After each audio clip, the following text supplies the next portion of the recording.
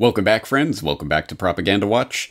This week on the D program, we're going to turn our attention back to the Great Reset, which you will recall I covered in great detail recently in my podcast on Your Guide to the Great Reset. If you haven't seen that yet, I really suggest that you watch or listen to that podcast. I think it's a particularly important one. It is at corbettreport.com/Great Reset. But if you have seen that, you will know that in that podcast, I explicitly state that that podcast is the 20,000-foot overview of the big agenda, i.e. the old agenda, the New World Order, with a fresh coat of lipstick. Now it's called the Great Reset, and it's being foisted on us by the World Economic Forum and its cronies.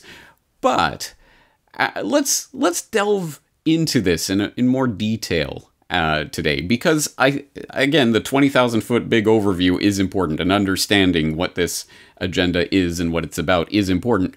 But what does it actually look like on the day-to-day lived experience level? What will the future look like, say, in 5 years? What will your day-to-day life actually look and feel like? Well, thankfully, we don't have to think too hard about it or speculate too much.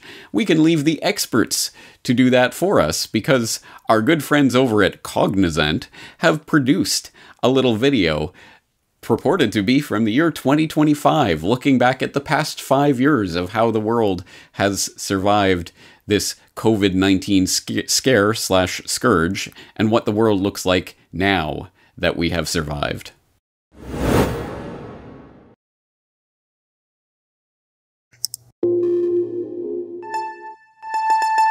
Well, hi everybody. I think everybody's on now, so let's get started. Well, it's May the 25th, 2025. I can't believe how time has flown, and I thought it would be a good time today to talk about, what we've been seeing in the last few years since the coronavirus pandemic, since the crisis. It's almost 5 years now, and clearly so much has changed. Very little is unchanged by what's happened. The way we educate children, the way we heal ourselves medically, the way we bank, the way we do everything, the way we entertain ourselves. And clearly, perhaps first and foremost amongst the things that have changed is the way we work. Clearly, kind of virtually and online has become the norm. Travel's the last resort, not the first resort now. I mean, are we surprised that that change has really stuck, and we're just so routinely and normally working like this now? Well, I'm not surprised, Ben. No. When the doors opened after the COVID-19 crisis and we could go back to the office, many employees asked, why would we, when we can so effectively work from home? No, and it turned out that they never went back, right? So along came the COVID-19 Big Bang, and it sort of vaporized all of these old work from home canards about teleshirking, and the fact that, there are certain work, supposedly, that could never be done virtually. And so as I remember, the pandemic came along and necessity kind of dictated, get over it, get going, and get used to it. And so initially, after some weeks of fumbling around with Zoom rooms and these sort of goofy online cocktail parties, work streams absolutely emerged that were cheaper and faster and of higher quality. We are seeing this big shift towards every home being retrofitted with dedicated home office spaces equipped with soundproofing, separate voice-driven entrances, podcast booths, 3D printers, and ergonomic everything. And people aren't just using these spaces for remote work. They double up as the new social hangout, the new pub, bar, club. They're a place where we can all meet to connect in virtual reality. COVID was the great equalizer of who could use digital tools. Suddenly we had Zooming grannies teaching TikTok-obsessed teenagers how to use House Party. Now every generation sees the benefit of maintaining real-world relationships inside the machine.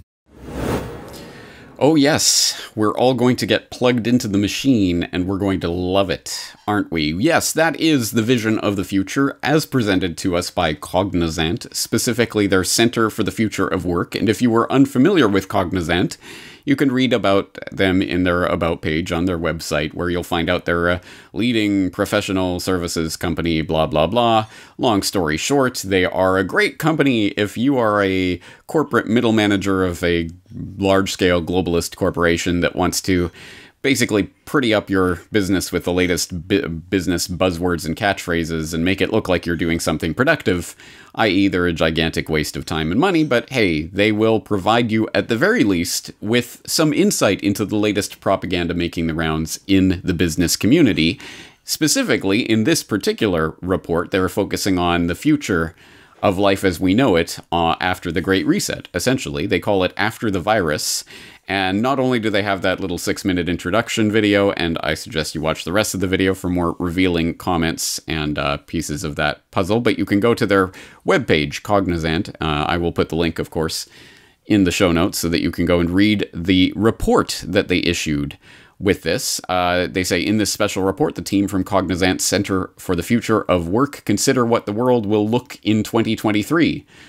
A period far enough away for the implications of the virus to have materially changed things, but not so far away that pure idle speculation reigns supreme. So not only can they not grammatically construct a correct sentence here, but they can't even get their dates straight. This is actually a report about 2025. But don't worry, I completely trust them to handle my multi-billion-dollar global business venture. Yeah. Anyway, it talks about how this report examines how education, health, shopping, and entertainment will become more virtual, how houses will be retrofitted with dedicated home office spaces as working at home becomes the norm, not the exception. It suggests that travel will become a last, not first resort, and it argues that the environmental agenda will gather momentum as we realize that the virus is a scream for help from a planet that has added 6 billion people in under 100 years.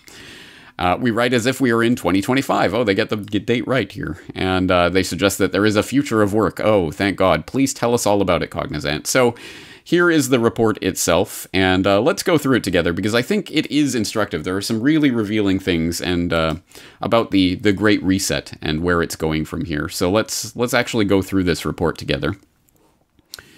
Specifically, we have the introduction here.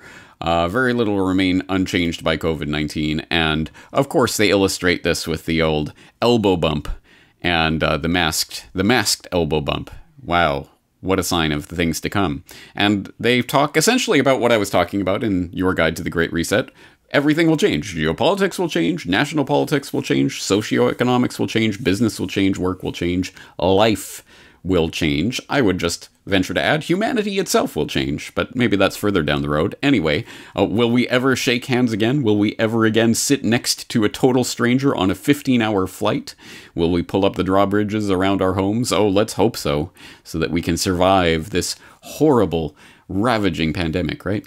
And they go on to say that, ultimately, don't worry, we're going to be propelled into a future of all sorts of changes, but here's Cognizant with the details. So we get into the online's big bang, where they talk about essentially everything is going to move online, and it's going to lead to the evolution and revolution of online collaboration, from Zoom rooms to all sorts of new technologies that are going to come along to make everything much more smooth and grandma friendly. So everyone will be able to use it, and various companies will emerge to take up the mantle and move this technology forward, yada yada.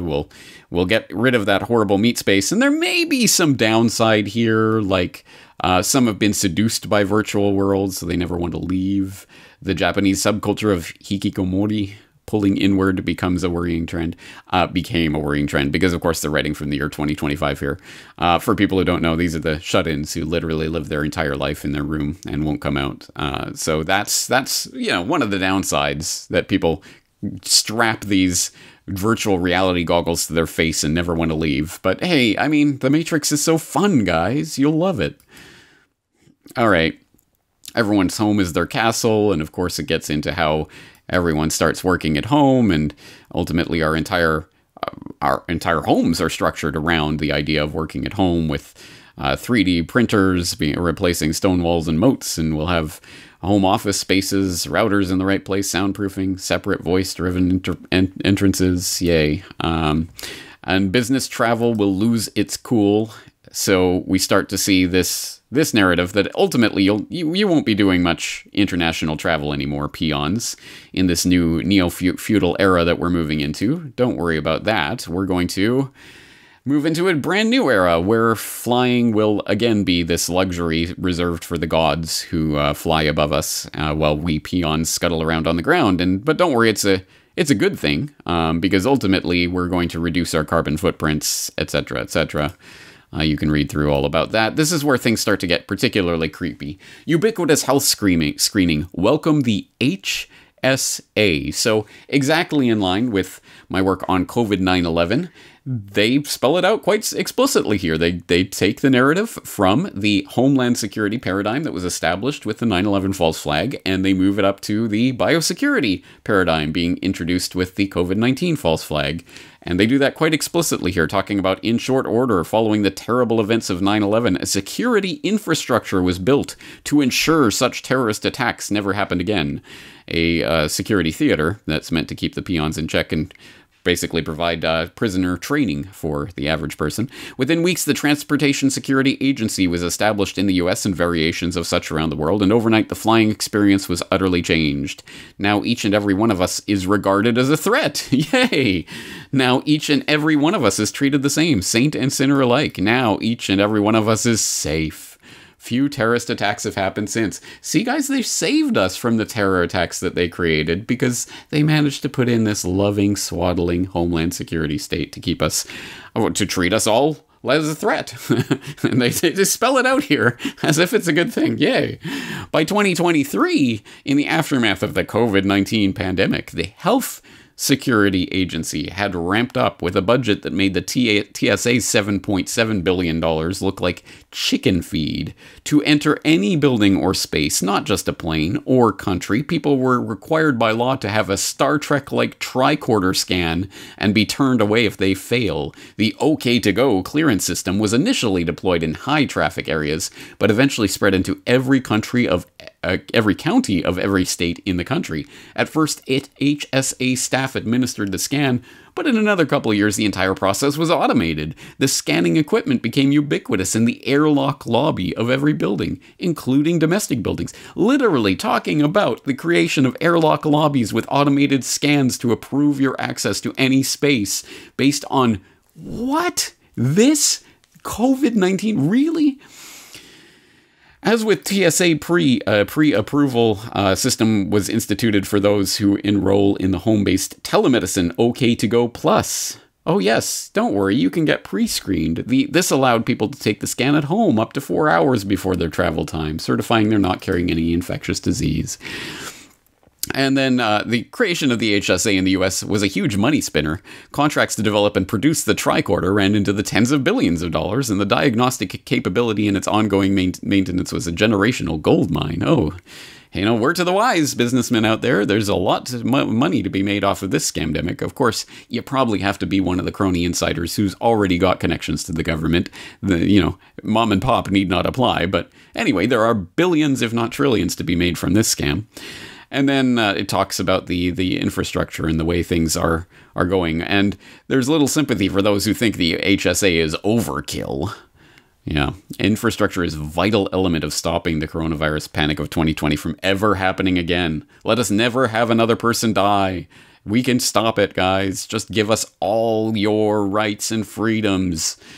It will happen. So it gets particularly creepy there. And then, of course, it goes into exactly what you would expect. Gaia and Greta from the fringe to the mainstream, talking about how the trillions and trillions of dollars are easy to count, but what about the intangibles? A young person's hampered career opportunities, treating psychological angst that is instilled in the young by the doom porn mongers of the mainstream, of course. But don't worry, silver linings emerged from the pandemic clouds, because by 2020 to 2022, the stopping of the clock of our frenetic business as usual style allowed us to appreciate the finer things in life, like the sights and sounds and smells of the unemployment line as people line up for the food bank, and as the riots and fires start raging all around us. Oh, it was such a peaceful and pleasant time to live through, and we all lived through it together. Remember, you're in it together. Anyway, yes, so of course, what an idyllic and wonderful time as nature started to overgrow everything once again, as we were all locked inside for years at a time based on a phony, ginned up scamdemic. And then the Earth breathed. Oh, yes. Okay, so 2020 brought home to us that Gaia theory was not fringe quackery and that Greta was onto something. Yes, that's what it did. And, yeah, yada, yada, yada, blah, blah, blah. The World Economic Forum and others managed to help bring about the 2030 Sustainable Development Goals that lead us into the promised land, and etc., etc. You know how that story goes. Humans in the machine, yes, we're all going to get plugged into the matrix and we're all going to love it, and they're going to do things like inventing virtual monopoly boards so that as our siblings in the farthest reaches of the world sit there, we can play with them, high-fiving them when they bankrupt dad and tipping the virtual board over when we inevitably lose. Ha ha ha. Oh, it will be so much fun once all of our human relations are separated at a distance and intermediated by the digital world. And then, of course, there's the birth of the clean regime. A new age of cleanliness will be upon us, as the germophobia that was once consigned to a small proportion of the population is ubiquitous and made mainstream. But don't worry, guys. Again, ka-ching, ka-ching, another opportunity to cash in. While established cleaning product brands gained stature, nimble startups were the ones to make cleaning sexy. Companies like Blueland and Truman's became household names as they added style to the new aesthetic. Even global arbiter of style and luxury LVMH, which I'm glad to say I don't even know if that is some sort of acronym I'm supposed to be pronouncing a certain way. LVMH, I don't even know the brand, pivoted to creating designer sanitizers in an effort to combat the novel coronavirus. Clean became cool, and where there was cool, there was cash. Yay! Ka-ching! The war against pathogens was fought and will continue to be fought much differently from wars of the past. Germs can't be shot down or bombed. Instead, we combated our enemy with sanitizing and hand washing. Propaganda posters pictured not Rosie the Riveter, but Cliff the Cleaner. And yada, yada, yada. We all became neat freaks, clean germaphobes who will never have to deal with icky human matter ever again. Speaking of which, the cost of aging in a post-pandemic world. Well, you know what? That Ray Kurzweil guy was kind of onto something when he talked about living long enough to live forever. If we can just make it to the ripe old age of 120, biotechnology will have advanced so much that humanity will have been cured of death. Yes, guys, this is the end goal that they are steering us towards. Not that they actually want to cure death, I think, but that they want us to believe that this is the goal and this is what we should be striving for. Therefore, we have to do anything and everything possible to swaddle us in the loving cocoon of the Big Brother police state so that we never, ever, ever die. They are promising the immortality that has been taken away by the secularization of society and the general loss of belief in religion. Now we have the state that will come along and provide you the immortality, the promised land. All you have to do is give them everything, and they will provide immortality for you. And if you believe that, boy, do I have some bridges to sell you. Anyway, and of course, they quote Ezekiel Emanuel. If you're not familiar with him, I suggest you type that name into my search bar. You will find some interesting and revealing things about bioethicists, who are an essential part of the new technocratic priest class that's coming into view on the biosecurity scamdemic. And Ezekiel Emanuel is a very important part of that, with his controversial 2018 article talking about that, you know, people might just have to die at a certain age. Why do we think we should live to be old? Etc., etc. Another casualty of the virus, privacy, of course. It says the most draconian policy took hold in China, where the use of smartphone data and facial recognition cameras obliged individuals to self-report their temperature and medical conditions on a daily basis. Using these measures, the government could effectively track and in some cases forcibly isolate individuals considered high risk, as well as identify those with whom they'd come into contact. I'm confused. This is held out as the most extreme and draconian measure, or the most sensible measure, depending on your point of view, in China. But isn't this exactly what they're talking about with the creation of the HSA and the OK to go system? Hey guys, you'll be screened every time you enter a building in the airlock lobby, but you know, it's just part of cost of doing business. But somehow, again, it's, you know, China's the boogeyman here. They're the bad guys that are doing this. It's great when we do it. It's evil when they do it. Anyway, whatever the case, get used to it because this is the new norm. And some of the introduction of Black Mirror-style social monitoring was only a temporary necessary phenomenon, that this type and level of surveillance would end as the crisis waned. History, though, paints a very different picture. One has only to look at the US wartime surveillance that lived on well after the First and Second World Wars in programs such as Black Chamber and Project Shamrock, to see how things might unfold. The press censorship and land confiscation policies of Israel's 1948 War of Independence are still in place. Governments could very well argue that in order to prevent a reoccurrence of COVID-19 or the emergence of some new scamdemic, stringent data checks need to remain. Do you think? How did 1984 happen? I wonder. Maybe it's reports like this one. So let's find out who's behind this. Anyway, who is Cognizant? What is this Center for the Future of Work, and why are they selling us on this? Let's see. Ben Pring, Vice President and Director of Cognizant Center for the Future of Work. Let's read about him. Co-founds and leads the center. He's a co-author of best-selling books, yada yada. Sits on the advisory board of the Labor and Work-Life program at Harvard Law. Oh, in 2018... he was a Bilderberg meeting participant. Well, that didn't take long, did it? Surprise, surprise. Yeah, color me shocked. Okay, as I always say, go and read through the report for yourself. You will find all of this information, and you will be able to see it in its context and see the way it's being presented. To a certain extent, this is tongue-in-cheek. To a certain extent, this is a warning about what's to come. But to a large extent, it's, I think, ka-ching, ka-ching. Hey guys, here are the hot new business trends that you can cash in on if you know where things are heading. And we've got the inside track on what the world's going to look like in 2025, which is partly, I'm sure, actually what they are actually aiming at. And so they are actually looking for business opportunities within that. Partly also, of course, I think the public mind is generally being prepared for this is the new normal. This is inevitable. You can't fight it. Here it is. It's happening. What are you going to do? Like, what were you going to do about the TSA? It's here now, and now it's just a fact of life. You're never getting rid of that. And when the HSA comes along, or whatever it ends up being called, it'll be the same thing. What are you going to do? Interesting question. Well, anyway, they're telling you. They're putting it out on the table. And, of course, the normies will continue to rant about conspiracy theories, but meanwhile, the realists will understand exactly what is happening in black and white in these people's own words, and we will know what is happening and how it is unfolding. And you will be better informed as a result of this, and hopefully you can inform a few of the normies in your life who may be open to this information. That's going to do it for today. James Corbett, CorbettReport.com.